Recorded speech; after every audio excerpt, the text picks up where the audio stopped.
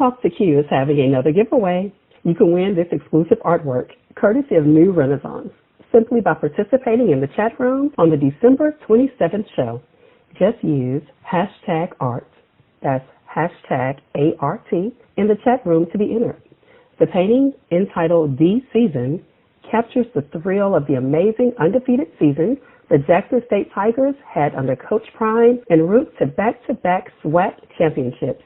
Learn how to win this one-of-a-kind painting by following the Talk to Q radio show Facebook fan page. The drawing will be held on Tuesday, December 27th. Stay tuned for more details. Must reside within the continental U.S., and you must be present in the chat room in order to win. So the 22nd head coach for Jackson State football has officially been named. It is going to be T.C. Taylor. He gets to coach his alma mater.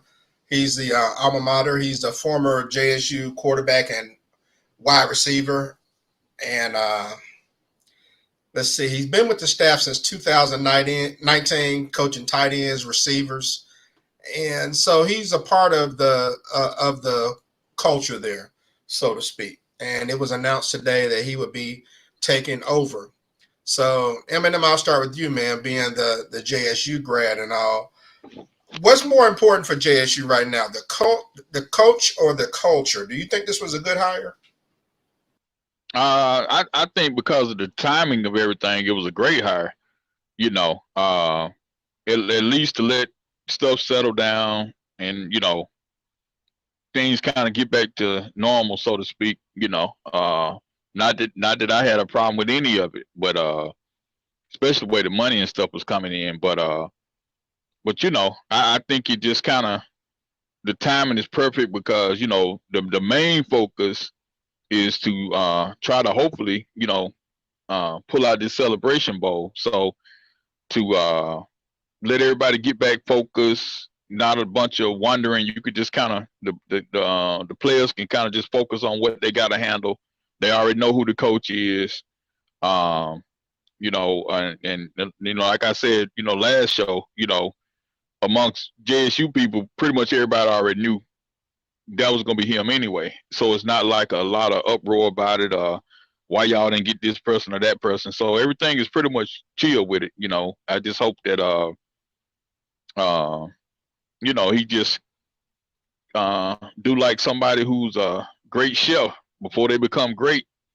You know, whoever taught them to cook, you know, it's like they take the good stuff from that person and take away whatever, you know, may not work the best or whatever, and just, you know, kind of build his own brand. But like I say, but once again, nobody can replace a celebrity. So it's going to go back to looking like regular football as far as the, you know, TC Taylor's not going to attract news media, game day, none of that stuff. But, you know, but he's a definitely solid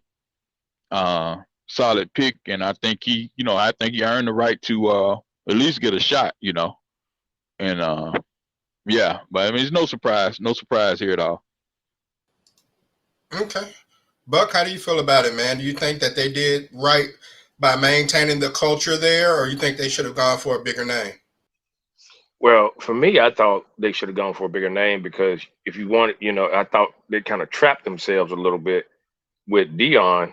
I mean, simply because he's been there for the last 3 years and everything he's done for not only Jackson State, but the SWAC as a whole.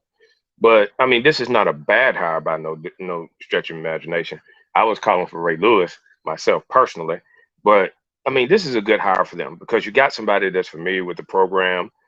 He coached under Deion Sanders, so he can take some of the coaching attributes he has and some of the ones that he's developed over the years to come up with a winning formula of his own.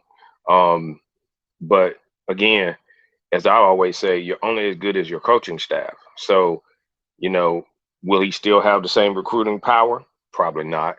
Will he still have the, he's going to have to get some coaches and recruiting staff that are, top notch, so he can bring people back to Jackson State. Try to keep some of the players that are there and keep them out of the transport portal. I mean, it's a good hire for reasons to keep some of those kids there because he's familiar with, what's going on there. So not a bad hire by any stretch of imagination. Or probably for Jackson State, it was probably the best hire because now you don't have to worry about.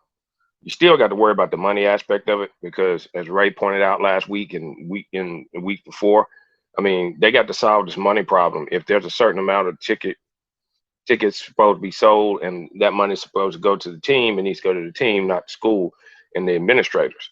That's something they're going to get sorted out. But corruption is part of Jackson, period. In anything in Jackson, corruption is part of it. So that's something they're going to need to get fixed. So, but it's definitely a decent hire because the kids are familiar with the coach. And, you know, some kids will probably stay because of him because he's familiar with the system. Roughing the passer, 15-yard penalty, automatic first down. Roughing the passer, 15-yard penalty, automatic first down.